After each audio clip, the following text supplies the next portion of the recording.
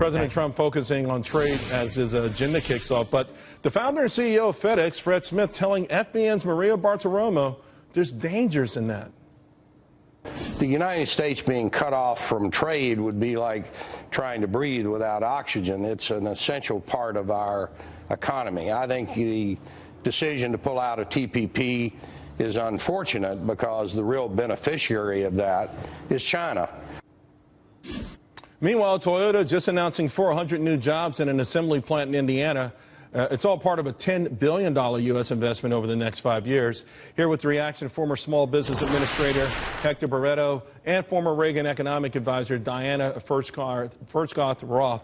Diana, let me go to you first on Fred Smith's comments. There are a lot of people in American business who are extremely frustrated because they think TPP was mischaracterized to the public and that it was actually a way to beat China. It was a very long agreement. No one knows precisely what's in it, and it's much more important to renegotiate the agreements on a bilateral basis. The end of this agreement does not mean the end of trade. And the agreement hasn't been signed, and yet we've had a lot of trade the past, 8 to 10 to 15 years. Hector, on that note, how hopeful are you that we can go country by country by country by country and catch up? It's sort of like changing the tires while the wheels are moving. Well, Charles, we haven't had very many trade agreements in the last 20 years. I remember when I was in the Bush administration, we had some of the only trade agreements that were approved, and over the last 8 years, hardly any. I think there's a huge opportunity for our country and for our small business sector. You know that 90+% of all companies that do international trade are small businesses, a couple of 100,000 of them, but they only represent 30% of the trade dollars. So if we can look at these agreements and make them better, I'm optimistic. How do we make them better, Hector? How do we make these better? And understanding that whatever these countries are, they want something out of the deal as well.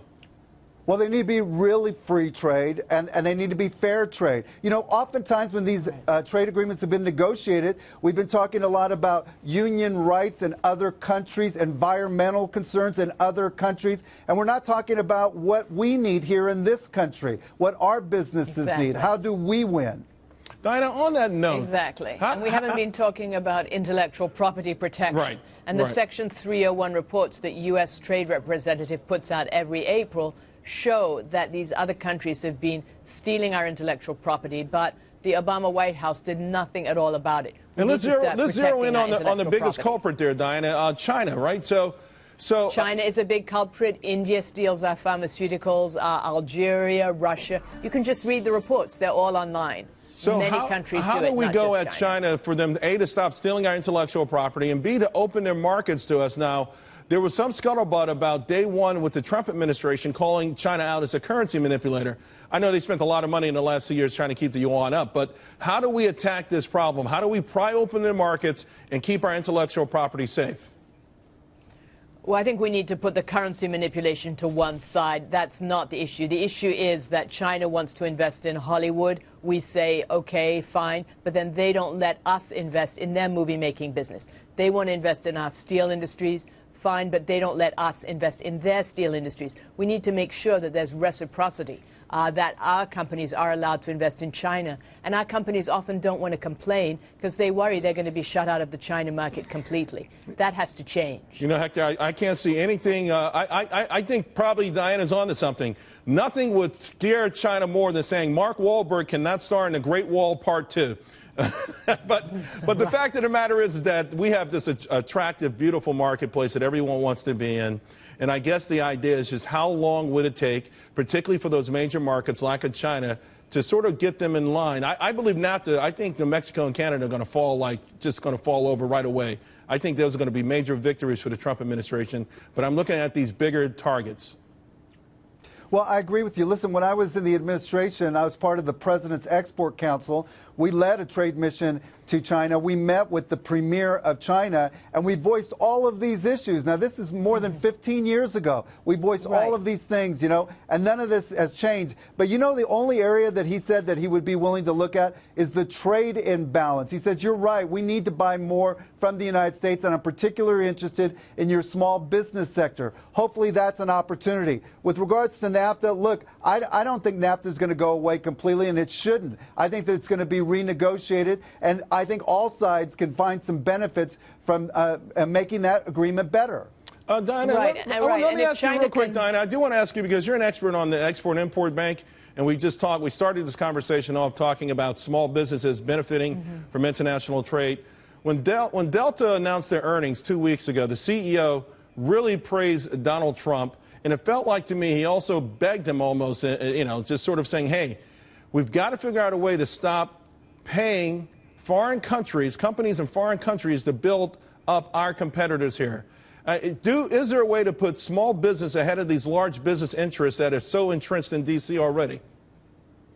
Well, I think that it's really important to promote our businesses as much as we can, also to lower the corporate tax rate so that our businesses are not unduly taxed and they face the same or lower tax rates than other countries. As far as the Export-Import Bank goes, President Trump said he was going to shrink government, and I would say the Export-Import Bank is one place to start, since Congress did at one point vote to get rid of it. But I think China can do a lot more in terms of intellectual property. If they can take a Hong Kong bookseller out of Hong Kong because he published the wrong things, they can close those fake Apple and Prada stores right there in Beijing under their noses. Absolutely. And finally, Hector, I want to ask about the stick. We've been hearing about the stick. Today, Donald Trump said he could be very inhospitable or extremely hospitable.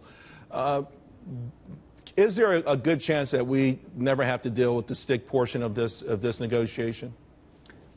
Well, I think you got to look at it on a case-by-case basis. Look, there's no doubt that he's got people's attention. He's got those executives that are meeting with him. He's got union members applauding him inside of the White House. He's got people's attention. And look, one thing that Donald Trump has told us is that he is a great deal maker, a great negotiator. We're going to get to see those skills firsthand. If he moves the needle and we start growing again and creating these jobs, believe me, a lot of these approval ratings and a lot of these fears are going to change very quickly. Real quick, too, Diana.